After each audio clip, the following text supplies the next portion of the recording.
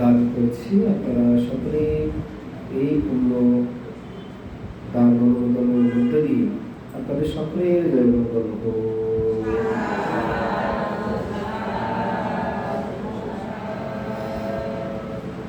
ধ্যান মধ্য দিয়ে মানুষ মহাজ্ঞান আহরণ করতে পারে। আপনারা সেই মহাজ্ঞানের খোঁজে আপনারা অবস্থান করছেন। আপনারা হয়তো সকলেই জানেন, জ্ঞান হচ্ছে মানব জীবনের একটি মেডিসিনের মতো। সাধারণত ডাক্তারের কাছে যখন আমরা যাই, আমাদেরকে কি করে ডাক্তার মেডিসিন প্রদান করে। তো ধ্যান হচ্ছে জ্ঞানের ওষুধ। ধ্যান হচ্ছে মানব জীবনের জ্ঞানের ওষুধ হচ্ছে ধ্যান। কারণ আমাদের আসলে মানব জাতি আমরা যারা, আমাদের আকাঙ্ক্ষার কোনো শেষ নেই। কারণ প্রতি মুহূর্তে আমাদের তৃষ্ণার জন্ম হয়, আকাঙ্ক্ষার জন্ম হয়। আমরা কেউ কোনো বিষয় নিয়ে আমরা কোনো সময় সন্তুষ্ট থাকতে পারি না। এই না পারা বিষয়টাই মূলত আমাদেরকে দুঃখ প্রদান করে। জগতের মধ্যে দুঃখ প্রদানকারী হচ্ছে আমাদের এই যে সব কিছু পাওয়ার চিন্তা করি, সেই সব কিছু না পেতে গিয়ে আমরা দুঃখে জর্জরিত হই। তৃষ্ণা নামক শব্দ আমাকে কি করে তাড়া করে, এবং লোভ, দেশ, হিংসা, মৎসর্য যেগুলো হয় না কেন, এগুলো আমাদেরকে কি করে কুরে কুরে খেয়ে আমাদেরকে একটা সময় পর নিম্ন দিকে ধাবিত করে। তো যারা পুণ্যবান সত্তা, তারা কিন্তু ওই মায়া আচ্ছন্ন হয় না। কারণ মোহ আচ্ছন্ন হয় তারাই যারা তৃষ্ণার কাছে বশীভূত। যারা তৃষ্ণার সাথে বশীভূত বা সক্ষতা করে না, তারা কোনো সময় দুঃখের দিকে পতিত হয় না। তো সেই শাশ্বত বিষয়টা বুদ্ধ ভগবান খুঁজতে গিয়ে তিনি অসংখ্য জন্ম পরিভ্রমণ করে গয়ার নদীগুলি তিনি তার সমস্ত লোভ, দেশ, মোহ, হিংসাগুলোকে সেখানে বিলীন করে তিনি জগতে বুদ্ধ নামে খ্যাত হয়েছে। আজকে সেই পথের প্রতীক হওয়ার মানুষে আপনারা কি করেছেন? খণ্ডকালীন অনেকক্ষণ যাবৎ প্রায় ঘণ্টাখানিক ধ্যান করেছেন। কারণ আমি এই কথাটা কেন বলছি, আমরা কেউ সুখী হতে পারি না কেন, কেন আমরা দুঃখ পাই? এক সময় বুদ্ধের সময়কালীন একজন নাগেশ্বর নামে একজন ভ্রান্তি ছিল। সেই সময় একজন রাজা ছিলেন। তো রাজা একদিন এসে বলছেন,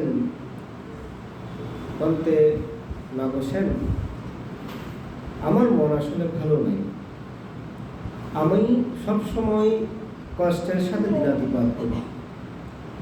বলছে, কেন আপনি কেন কষ্ট পাচ্ছেন? আপনি একজন রাজা।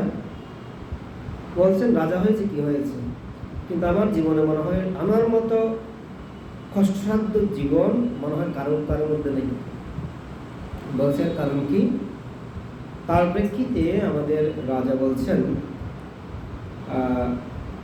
কারণ আমাদের পার্শ্ববর্তী রাজ্য যে রাজ্যটা আছে, সেই রাজ্যের মধ্যে প্রতিনিয়ত আমার কাছে হুমকি আসে, প্রতিনিয়ত যুদ্ধ করার জন্য কথা বলে, যুদ্ধের কথা বলে, এবং যে কোনো সময় আমার রাজ্যের মধ্যে আক্রমণ করতে পারে।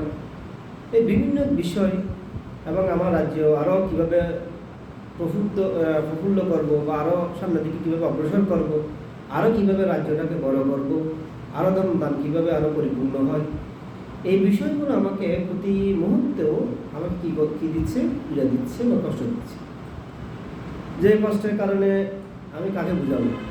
তো সেই কারণে ছুটে আসলাম আপনার কাছে। আপনার কাছে কোনো কথা আছে কিনা আপনি আমাকে জানেন। তা তার প্রেক্ষিতে ভাবতে বলছেন, একটা কাজ করেন, আমার কাছে পথ আছে, কিন্তু আমি আপনাকে এখন যদি সেই পথের সন্ধান দিই, আপনি হয়তো সেটা বুঝতে পারবেন। কাল আপনাকে আবার আসতে হবে। বলছে আপনি যখন সন্ধান জানেন তাহলে আবার কালকে কেন আসতে হবে? বলছেন না, আপনাকে কালকে আসতে হবে। আজকে এসেছেন কিভাবে? আপনি রাজা বেশে, কিন্তু কালকে আসবেন বিকারি বেশে। আপনি কালকে আসবেন বিকারি বেশে, এমনভাবে আসবেন যাকে আপনার প্রজারও আপনাকে চিন্তা না করে। এমনভাবে আপনি আসবেন, তখনই আপনার এই দুঃখ নিরসনের পথ আমি আপনাকে বলে দিতে পারব। তো ভান্তের কথা শুনে রাজা সেটাই করলেন, কারণ তার তো এখন উপায় নেই। সে যে সমস্যা নিয়ে এসেছে সেই সমস্যার সমাধান পেতে গেলে তাকে ভান্তের কথাটা শুনতে হচ্ছে। তো পরের দিবসে উনি এমনভাবে আসলেন, তাকে চেনার মতো সাধ্য নেই।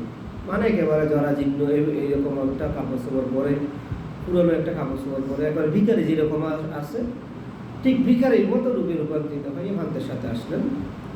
তো ভান্তে বলছেন, একটা কাজ করেন রাজন, আপনি আমার সাথে আজকে পিণ্ডচারণে যান। তো বলছে ঠিক আছে ভান্তে। তো পিণ্ডচারণে যখন চলে যাচ্ছেন, তিনি তো পিণ্ডচারণ উদ্দেশ্যে রওনা হলেন। আস্তে আস্তে আস্তে আস্তে অনেক পথ অতিক্রম করলেন। হঠাৎ করে একজন উপাসক বসে আছে, মানে বয়োবৃদ্ধ মানুষ, এরকম বর্ষার সিজনও চলে এসেছে, বৃষ্টি বাদল হবে, এরকম যখন সময় আসলো তখন বলছেন, আপনি এখানে বসে আছেন কেন? বলছে, ভান্তে কি করব, আমার অবস্থাটা খুবই খারাপ, মনে হয় আমার মতো কষ্ট আর পৃথিবীতে কারোর মধ্যে নেই। বলছে কেন? ভান্তে, এদিকে বর্ষা বাদল চলে এসেছে, একটা ঘরও তৈরি করা নাই, আমার থাকার মতো একটা জায়গাও নেই। এখন ভালো মন্দ কাজও পাচ্ছি না, যদি ভালো মন্দ কাজকর্ম পেতাম তাহলে হয়তো একটা বাড়িঘর নির্মাণ করতাম, মোটামুটি থাকার মতো একটা উপযোগী স্থান তৈরি করতাম, কিন্তু এখন সেটাও হচ্ছে না। এখন চিন্তায় আছি যে যে কোনো সময় যদি বৃষ্টি হয় তাহলে আমাকে রাতভর বাইরে বাইরে কী করতে হবে, ভিজে ভিজে ভিজে দিন কাটাতে হবে। তো বলছেন, তাহলে তো আপনার অনেক দুঃখ। বলছেন, হ্যাঁ ভান্তে, আমার অনেক দুঃখ। রাজাকে বলছেন, হে রাজন, চলুন। তখন ভান্তে আবার হাঁটতে শুরু করলেন রাজাকে নিয়ে। হাঁটতে হাঁটতে হাঁটতে হাঁটতে আরও কিছু পথ অতিক্রম করলেন। তখন দেখলেন আরেকজন উপাসক, তিনি বসে আছেন, খুবই চিন্তিত। বলছে, আপনি বসে আছেন কেন? আপনার কি হয়েছে? বলছে, আমার জীবনের মধ্যে বেশি দুঃখ, কষ্ট বেশি। বলছে, আবার আপনার জীবনে কিসের কষ্ট? বলছেন, আমার তো একটা ঘর আছে, কিন্তু আমার একটু মন চাচ্ছে এই ঘরটা যদি আমি একটু পাকা বাড়ি করে ফেলতে পারতাম তাহলে তো আরও একটু আরামে এসে থাকতে পারতাম। এখন তো কোনো রকম চলে, স্থানীয় বা বেড়ার ইয়া দিয়ে আছে, যদি এই ঘরটা যদি আমি এই বাঁশ কাটার যেগুলো আছে এগুলো ফেলে দিই, আমি যদি একটা দালান কোঠা তৈরি করতে পারতাম তাহলে মনে হয় আমার জীবনে সুখ আর সুখ ছাড়া কিছু থাকতো না। এখন সেটাও গেল। তখন তিনি আবার হাঁটতে শুরু করলেন, ভান্তে এবং রাজা দুজনে বই তারা আবার হাঁটতে শুরু করলেন।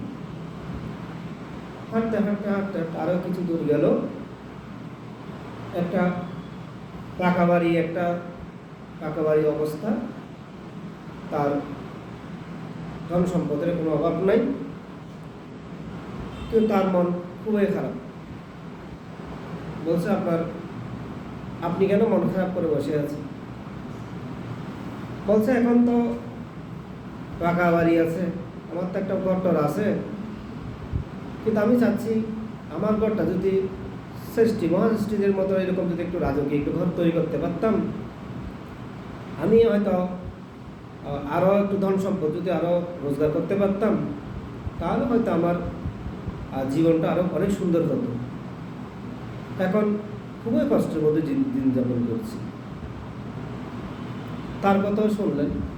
শোনার পর তখন রাজা এবং সেই ভান্তে নাগসেন দুজনেই আবার হাঁটতে শুরু করলেন। তখন একটা সেই রাজ্যের মধ্যে বিশাল একজন শ্রেষ্ঠী পরিবার, সেই শ্রেষ্ঠী পরিবারের দ্বার গোড়ায় গিয়ে থামলেন। তো সৃষ্টির পরিবারে যাওয়ার পর সৃষ্টি দেখা যাচ্ছে খুবই মনক্ষুণ্ণ হয়ে বসে আছে। তখন ভান্তে জিজ্ঞেস করলেন, হে সৃষ্টি মশাই, আপনার কি হয়েছে? বলছে, ভান্তে, আমার জীবনে কেন এত দুঃখ আমার মনে হয়, আর আমার মতো দুঃখ পৃথিবীতে মনে হয় কারো নেই। এরকম দুঃখ মনে হয় পৃথিবীতে কাউকে দিয়েছে কিনাও সন্দেহ আছে। বলছে, কেন? বলছে, দেখেন, আমার অনেক ধন সম্পদ আছে এবং আমার থেকে প্রায় 4টা সন্তান। এই 4 সন্তান আমাকে প্রত্যেক দিন এমনভাবে প্যারা দিচ্ছে, এত বড় একটা রাজবাড়ির মতো বিল্ডিং থাকার পরেও, এত সূর্য থাকার পরেও এই কুলঙ্গাল ছেলেদেরকে নিয়ে আমি থাকতে পারি না সারাদিন, শুধু ঝগড়াঝাটি আর ঝগড়াঝাটি। এখন এত বড় ঘরের মধ্যেও তারা শান্তি পাচ্ছে না, জায়গা সম্পত্তি নিয়ে যে খাড়াখাড়ি অবস্থা, এক ভাইকে দেখতে পায় না এবং ঘরের মধ্যে প্রতিনিয়ত অশান্তির মধ্যে দিন যাপন করছে। এই বিশাল রাজবাড়ি, এই প্রাসাদ যেটা আমি তৈরি করেছি, এর থেকে যদি আরেকটু বড় করে যদি এই রাজবাড়ির মতো যদি রাজবাড়ি তৈরি করতে পারতাম, এখন তো সৃষ্টির যেই বিশাল সাম্রাজ্য, আমি যদি রাজার মতো রাজা হয়ে যেতে পারতাম, বিশাল বিশাল যদি আমার যদি স্থাপনা থাকতো, অনেক প্রজা থাকতো এবং অনেক ধন সম্পদের যদি মালিক হতে পারতাম, তাহলে মনে হয় আমি সবচেয়ে বেশি সুখী হতাম। এই কথাগুলো শুনছেন কেন? রাজা। রাজা গেছে ভান্তের কাছে দুঃখের কথা শুনতে, দুঃখ থেকে কিভাবে মুক্ত হবে। এদিকে তাদের প্রজাদের এক একজনের এক এক কথা শুনে রাজা একেবারে ব্যস্ত হয়ে গেল। তো ভান্তে বলছেন সৃষ্টিকে, হে সৃষ্টি, আপনি কালকে রাজা হবেন কিনা ফকির হবেন সেটা সময় আপনাকে বলে দিন। এই বলে তিনি চলে আসলেন রাজাকে। তো রাজাকে বলছেন, হে রাজন, আপনার দুঃখ কি এদের থেকেও বেশি? বলছে, ভান্তে, আমি মনে হয় সবচাইতে ভিক্ষান্নতে গিয়ে আমি মনে হয় অনেক ভিক্ষা সংগ্রহ করতে পেরেছি। বলছে, আপনি কিসের ভিক্ষা সংগ্রহ করেছেন?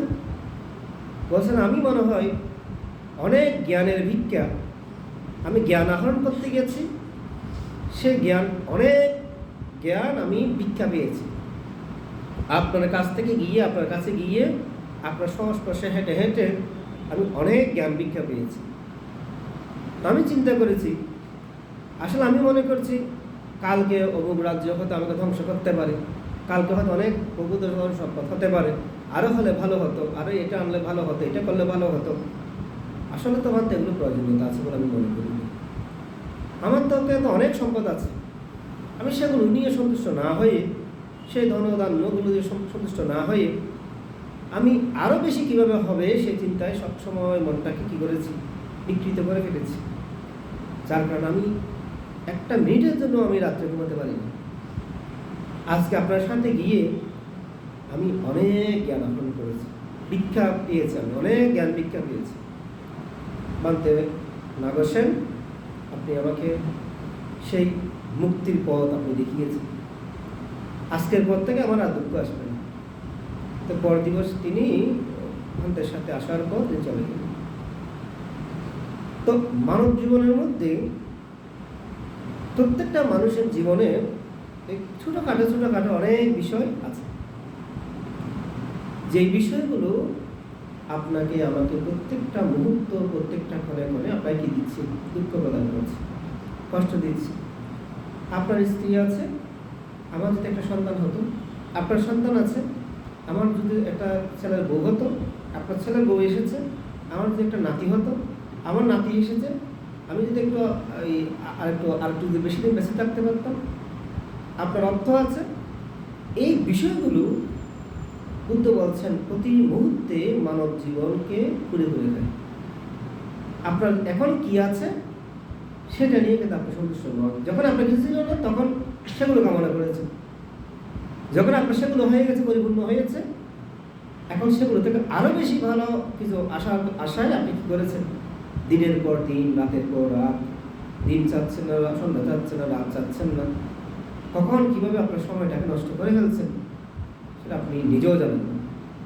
তো সেখানে বুদ্ধ বলছেন, আপনি জ্ঞান আহরণ করতে এসেছেন, সেই জ্ঞানের মধ্য দিয়ে আপনার মুক্তি কিভাবে আসে সেটা নিয়ে চিন্তা করেন। আপনি সেটা কেন চিন্তা করেন, আপনি অনেক দূর যেতে পারবেন। আর আপনি যদি সেগুলো চিন্তা না করে এই লোভ, দেশ, হিংসা, মৎসর্যের পেছনে পেছনে যদি ঘুরেন, আপনি কোনো সময় সামনের দিকে অগ্রসর হতে পারবেন। সব সময় আপনি দুঃখে পতিত হবেন, কষ্ট পাবেন, অশান্তিতে নিজের জীবনকে সবসময় জর্জরিত রাখবেন। তো পুণ্যার্থী উপাসক উপাসিকা, আমি আপনারা যারা আজকে পুণ্যকর্মের মানুষে উপস্থিত হয়েছেন বা বসেছেন, সকলে অনেকক্ষণ ধ্যান করেছেন। এখন আপনারা কি প্রার্থনা করেছেন? এতক্ষণ যাবৎ পুণ্যকর্ম করতে গিয়ে আপনারা কি প্রার্থনা করেছেন? আপনারা কি জ্ঞান আহরণ করতে বসেছেন, নাকি ঘরের মধ্যে এটা হবে, এটা হবে, ধন দৌলত হোক, অর্থবিত্ত প্রতিপত্তিগুলো হোক, এগুলো প্রার্থনা করেছে? কোনটা প্রার্থনা করেছে? সেটা হচ্ছে আপনার ব্যক্তিগত বিষয়। আমি এটাই বলবো, এমন কোনো প্রার্থনা করবেন না যে প্রার্থনাটা করতে গিয়ে আপনার মহৎ, আপনার যেই উদ্দেশ্যে আপনার জন্মটা হয়েছে মানব জীবনে, সেই উদ্দেশ্যটাই যে পরিপূর্ণ থেকে যায় বা পরিপূর্ণ না হয়, সেটা থেকে যাতে চ্যুত না হয়, ওইদিকে আপনি চিন্তা করেন। আমি বলবো না যে আমি তো আপনার মনে গিয়ে আমি আপনাকে বলতে পারবো না আপনি এটা করেন, এটা তো আমার দ্বারা সম্ভব না। কারণ পৃথিবীতে সবগুলোকে নিয়ন্ত্রণ করা যায়, কিন্তু মনকে নিয়ন্ত্রণ করা যায় না। তো সে কারণে আপনি তো আপনার মনের ঢুকে তো আপনি সেগুলো সম্পূর্ণ করতে পারবেন না। এখানে আপনি কি করবেন সেটাই হচ্ছে বড় বিষয়। আপনি আপনার মনটাকে কি করবেন, মনটাকে কি বাঁধবেন না ছেড়ে দিবেন, মনটাকে সঠিক কাজে ব্যবহার করবেন কিনা করবেন না, সেটাই হচ্ছে বড় বিষয়। সেটার উপর ভিত্তি করে আপনার অগ্রযাত্রা। আপনি এখানে সারাদিন বসে থাকবেন, ঘন্টার পর ঘন্টা আপনি চোখ বন্ধ করে বসে আছেন, এবং ঘন্টার পর ঘন্টা আপনি শিরা নিলেন, এগুলো তো যে আপনি যে মহাফলতে আপনার ফল হবে তা আমি বলবো না। এখানে যদি আপনার শ্রদ্ধা না থাকে, পথ সুগম হবে। সেটা হচ্ছে কি, অসম্পূর্ণ বিষয় হচ্ছে, সকালে আমি একটু আলোচনা করেছিলাম মনে হয়, আমি কয়েকটা বিষয় আলোচনা করেছি। এর মধ্যে ধর্মচক্র প্রবর্তন পর্যন্ত বলেছি। তো ধর্মচক্র প্রবর্তনের পর এখানে আরো অনেক বিষয় কিন্তু উল্লেখিত করা হয়েছিল।